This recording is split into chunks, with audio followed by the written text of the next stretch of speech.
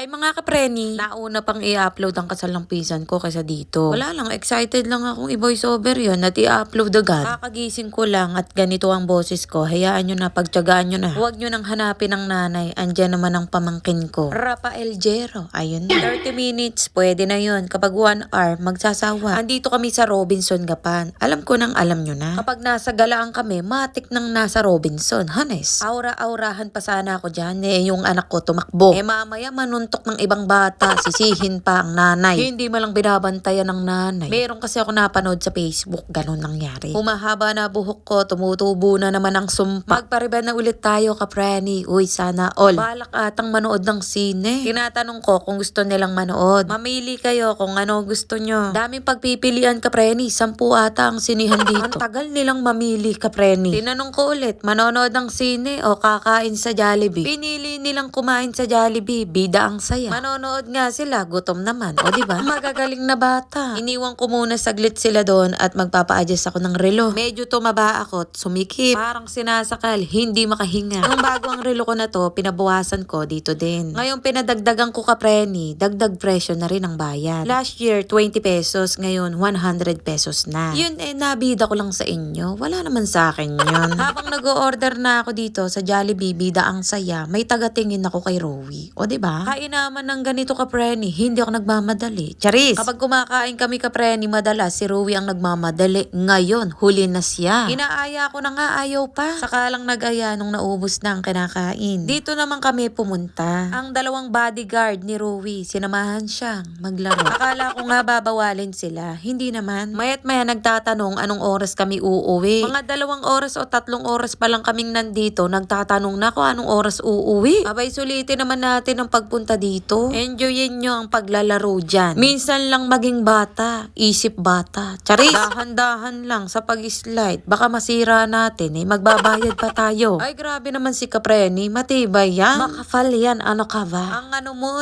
huwag kang napaka-ano mo. Dito nga pala ako nagpa-picture nung pinost ko na wala akong tsinelas. Ang tagal na nun, no? Nagpa-video ko kay Kuya Ken, sabi niya, "Ma, wag ka nang umupo dyan. Hindi ka bagay dyan. Ikaw naman, sinubukan ko lang, napaka-KJ mo." O, ayan, sa kanila bagay, sa akin hindi. Sa mga nanay na hindi pwede, ganon. Ginawa nilang laruan, kapreni.